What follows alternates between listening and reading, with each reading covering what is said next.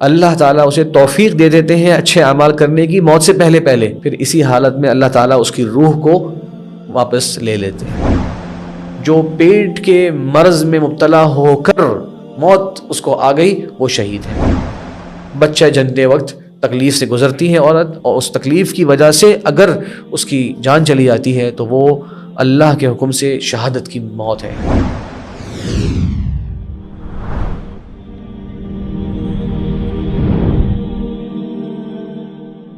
بسم اللہ والحمد للہ والصلاة والسلام علی رسول اللہ، اما بعد۔ محترم ناظرین، موت کے بعد کے مراحل ہمارے اس پروگرام میں جاری ہیں، لیکن موت سے بالکل پہلے کچھ علامات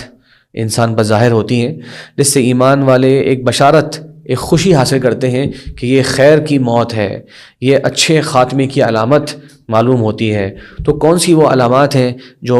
آپ صلی اللہ علیہ وسلم نے اپنی مبارک احادیث سے بیان فرما دی کہ ایمان والے ان علامات کو حاصل کرنے کی کوشش میں لگ جائیں، اور اپنے متعلقین میں اگر وہ علامات نظر آئیں تو انسان خوش ہو، اللہ کا شکر ادا کرے۔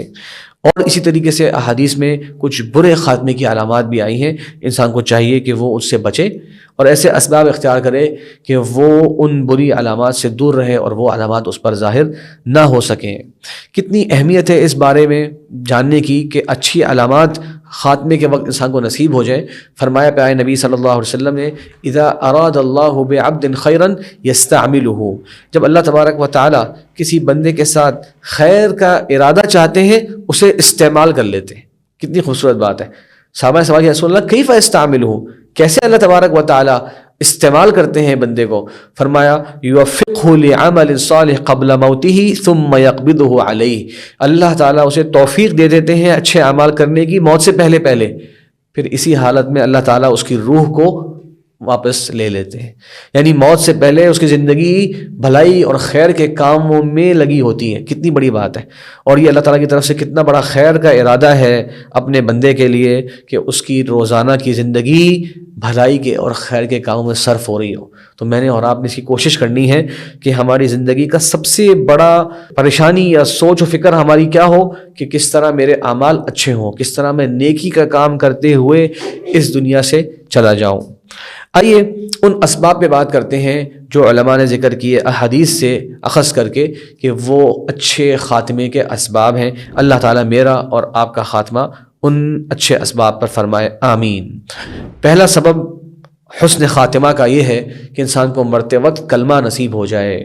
فرمایا پیارے نبی صلی اللہ علیہ وسلم، من کان آخر کلامہ من الدنیا لا الہ الا اللہ دخل الجنہ، جس کا دنیا میں آخری کلام یہ ہوگا لا الہ الا اللہ، نہیں ہے کوئی معبود برحق مگر اللہ تبارک و تعالی، اور یہ زبان سے خلیدہ نہیں کر رہا ہوگا، اس کا اس پر ایمان ہوگا، اس کا زندگی پوری اس پر گزر رہی ہوگی، تبھی اس کو اس کام کی توفیق مل جائے گی، وہ شخص جنت میں چلا جائے گا۔ تو زبان پر آخری وقت میں کلمہ جاری رہ جانا یہ بہت بڑی نعمت اور سعادت ہے۔ اسی طرح حدیث میں آتا ہے موت المؤمن بعرق الجبین، ماتھے پر پسینہ آ جانا موت کے وقت میں یہ ایک ایمان کی علامت ہے۔ اس میں گھبراہٹ کی بات نہیں ہے کہ انسان کو وہ تکلیف لگے۔ امی عائشہ رضی اللہ عنہ فرماتی ہیں کہ آپ صلی اللہ علیہ وسلم کی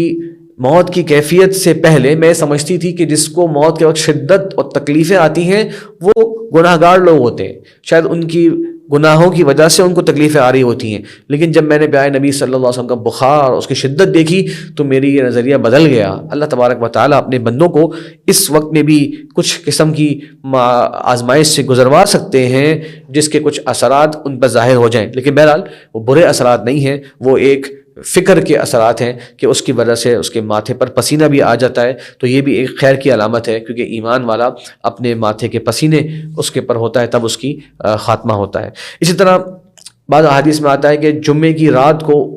کسی کی اگر موت واقع ہوتی ہے تو اس کو قبر کی عذاب سے بچا لیا جاتا ہے۔ یہ جامع ترمذی میں، مسند احمد میں حدیث موجود ہے۔ البتہ حدیث کے بہت سے اسکالرز اس حدیث کو اتنا مستند نہیں سمجھتے، اس میں کچھ انقطاع موجود ہے، سند کے اندر کچھ راوی ہیں ان کی دوسرے سے ملاقات ثابت نہیں ہے، تو اس وجہ سے ہم اس کو اتنا زیادہ اوتھینٹک نہیں سمجھتے، لیکن بہرحال علماء نے اس کو بھی ذکر کیا ہے کہ جمعے کی رات، یاد رکھیے جمعے کی رات سے مراد یہ نہیں ہے کہ جمعے کا دن جو پورا ختم ہو گیا اور ہمارے ہاں اگلے دن صبح ہفتہ ہوگا، نہیں، اسلامی طریقے سے جمعے کی رات سے مراد یہ ہوتا ہے کہ جمعرات کی مغرب کے بعد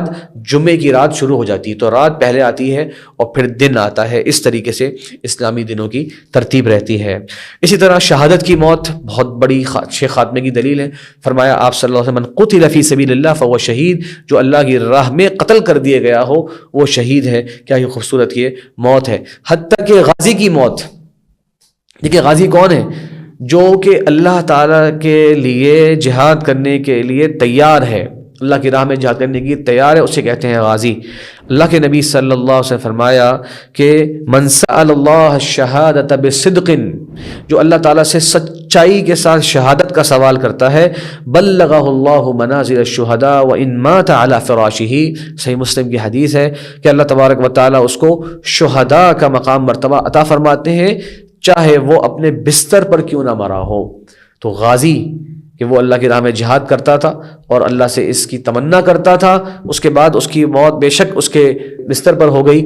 اس کے باوجود وہ ایک بہت ہی بابرکت اور بہت ہی خیر کی موت ہے۔ اسباب حسن الخاتمہ میں سے یہ بھی ہے کہ طاعون کی بیماری کے اندر انسان کی موت واقع ہو جائے۔ طاعون اب جانتے ہیں ایک عام پھیل جانے والا مرض ہے جس میں جراثیم جو ہیں ایک خاص کس طرح سے وہ انسان کے جسم میں آ جاتے ہیں جس سے اس کی ہلاکت ہو جاتی ہے۔ مختلف زمانوں میں طاعون کی بیماری عام ہوتی رہی ہے۔ تو طاعون کی یہ سخت قسم کی تکلیف سے جب انسان گزرتا ہے تو وہ بھی ایک اس کے لیے اچھے خاتمے کی علامت ہوتی ہے۔ الطاعون شہادۃ لکل مسلم، فرمایا آپ صلی اللہ علیہ وسلم نے۔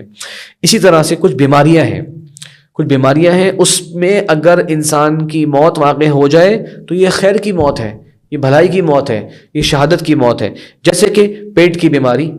سل کی بیماری اور جل جانے کی بیماری، یا سانس کی نالی میں انفیکشن، ٹی بی سے متعلقہ بیماریاں جو ہیں وہ سل کی بیماری اس میں آ جاتی ہیں۔ فرمایا آپ صلی اللہ علیہ وسلم نے، من مات مبطونا فهو شہید، جو پیٹ کے مرض میں مبتلا ہو کر موت اس کو آ گئی وہ شہید ہے۔ اب پیٹ کے مرض کے بارے میں علماء نے دو باتیں کی ہیں۔ کچھ اسکالرز نے کہا کہ اس سے مراد یہ ہے کہ پیٹ میں کوئی انفیکشن ہو گیا، کچھ نے کہا اس سے مراد یہ ہے کہ اس کا پیٹ جو ہے وہ لوز تھا، جاری رہا یہاں تک کہ اس کی جو ہے اسی وجہ سے وفات ہو گئی۔ بہرحال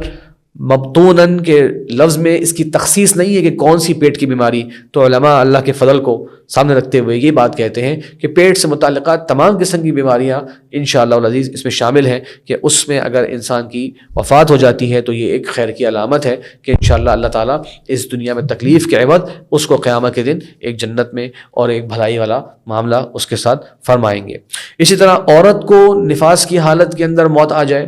بچہ جنتے وقت تکلیف سے گزرتی ہے عورت، اس تکلیف کی وجہ سے اگر اس کی جان چلی جاتی ہے تو وہ اللہ کے حکم سے شہادت کی موت ہے۔ دیکھیے کتنی دین میں آسانیاں ہیں، تو اگر کوئی مشقت ہے تو دوسری طرف اس میں آسانیاں بھی ہیں۔ فرمایا آپ صلی اللہ علیہ وسلم نے، المرأۃ تموت بجمع شہید، ابو داؤد کی حدیث ہے کہ اس نفاس کی تکلیف کے اندر اگر ایک خاتون دنیا سے رخصت ہو جاتی ہے تو وہ بھی شہید کے درجے پر ہے۔ اسی طرح جو میں نے حدیث پڑھی تھی کہ جل جانا بھی اس میں آتا ہے، السل والحرق، اس کے الفاظ ہیں کہ انسان جل کر بھی اگر کسی کو موت ہو جائے۔ دیکھیں ہمارے یہاں کبھی کبھار واقعات ہوتے ہیں کہ کسی بلڈنگ میں آگ لگ گئی اور وہاں کے لوگ جل گئے، کسی آفس میں آگ لگ گئی وہاں کے لوگ جل گئے، تو یقیناً تکلیف تو ہوتی ہے اور وہ ایک فطری بات ہے، لیکن الحمدللہ اس تکلیف دہ موت کی وجہ سے اللہ تبارک و تعالیٰ ان کی آخرت کی جو منزل ہے وہ آسان فرما دیتے ہیں۔ تو الحمدللہ یہ اللہ تعالیٰ کی رحمت اور اللہ تعالیٰ کے فضل میں سے ہے۔ اسی طرح انسان کا اپنے مال کے دفاع میں، اپنی عزت کے دفاع میں، اپنے گھر والوں کے دفاع میں جان پیش کر دینا، یہ بھی شہادت کی موت ہے۔ دیکھیے ہم بات کرتے ہیں کہ انسان جو ہے وہ اگر کوئی اس سے مال لینے کے لیے آئے تو جھگڑنے کی ضرورت نہیں ہے، اپنا مال دے دو، یہ تو جائز ہے، لیکن اگر انسان اپنے مال کے دفاع میں ڈٹ جائے اور کھڑا رہے تو اللہ کے رسول فرمان ہے کہ من قتل دون مالہ فهو شہید، جو اپنے مال کی حفاظت کرتے ہوئے جان دے گیا وہ شہید ہے۔ تو یہ عظیمت کا راستہ ہے، اس کی بھی ترغیب ہونی چاہیے۔ بہرحال انسان اپنے حالات کو دیکھے اور واقعے کو دیکھے اور کس قسم کا نقصان ہو رہا ہے، کس قسم کے مال کو لینے کی کوشش کی جا رہی ہے، اس کو ضرور دیکھے، لیکن اگر وہ اپنے مال کے دفاع میں شہید ہو جاتا ہے یا اس کو لیتے ہوئے اس کو مار دیا جاتا ہے تو اس اسلام کی نظر میں وہ شہید ہے۔ فرمایا من قتل دون اہلہ فهو شہید، گھر والوں پہ اس کے حملہ ہو رہا ہے، وہ ڈیفینڈ کر رہا ہے، ان کو جا کے بچانے کی کوشش کر رہا ہے، اس طرح اس کی موت آ جاتی ہے اگر، تو یہ بھی شہادت کی موت ہے۔ اسی طرح اللہ کے راستے میں پہرا دیتے ہوئے ایک شخص اگر اس عمل کو انجام دیتا ہے تو یہ بھی بہت ہی خیر کی علامت ہے۔ فرمایا آپ صلی اللہ علیہ وسلم نے رباط یوم و لیلۃ خیر من صیام شہر و قیامہ، کہ ایک رات اور دن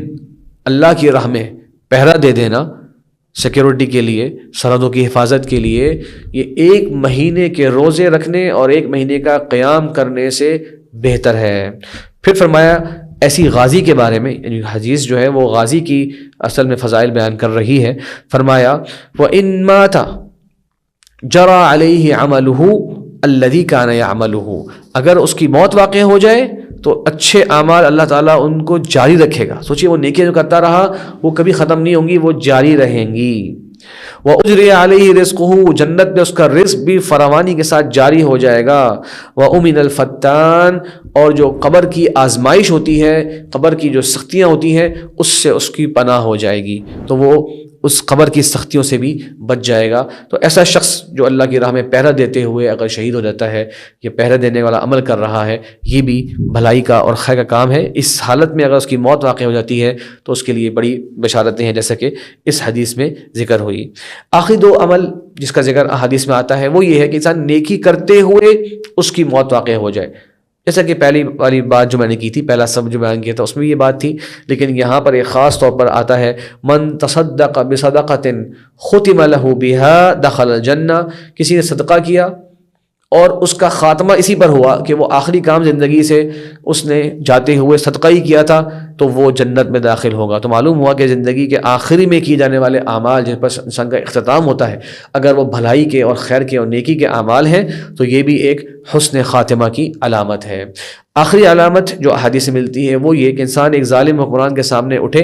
اور اس کو نصیحت کرے، اور وہ اس نصیحت کے بجائے، قبول کرنے کے بجائے اسی کو سزا دینے کی کوشش کرے، یہاں تک کہ اس کی جان لے لے۔ تو ایسا شخص جس نے اپنا